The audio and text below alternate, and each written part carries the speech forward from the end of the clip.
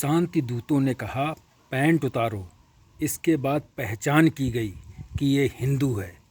जब पहचान हो गई कि ये हिंदू है, उसके बाद गोली मार दी।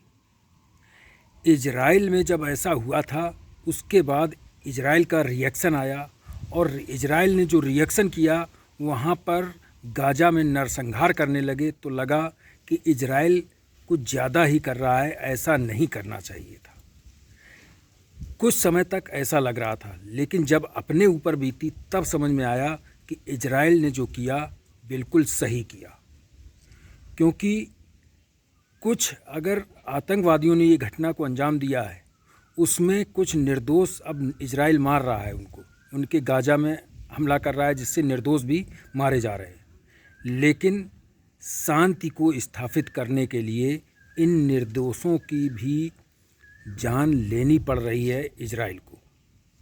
और शांति तभी स्थापित हो पाएगी जब इजराइल जैसा ही काम भारत भी करेगा। नहीं तो ये शांति होना तो मुश्किल है और लगातार ऐसी ही घटनाएं होती जाएंगी।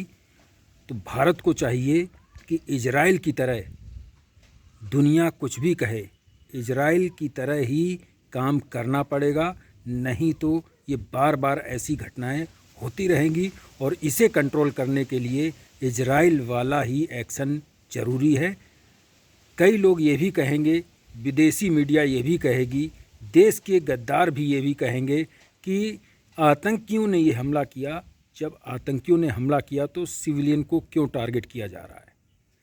गेहूं के साथ घुन को पिसना ही पड़ता है, और गेहूं के साथ अगर घुन पिस रहा है तो इसमें ज़्यादा परेशानी की बात नहीं होनी चाहिए, क्योंकि गेहूं में घुन है और गेहूं पीसा जाएगा तो घुन भी पिसेगा। ऐसा ही काम अब भारत को करना चाहिए।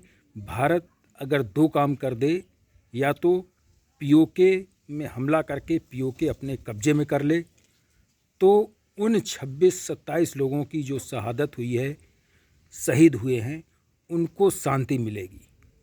क्योंकि पीओके अगर ले लिया जाता है तो जो आतंकवादी ये घटनाएं, आतंकवादियों को ट्रेनिंग, आतंकवादियों के लॉन्च पैड जहां बने हैं, वो भारत के कब्जे में आ जाएगा और ये लॉन्च पैड ख़त्म हो जाएंगे।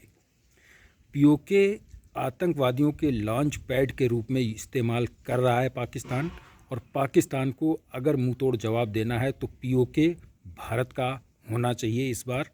यही सेना से गुजारिश है मेरी। Thank you. जय हिंद।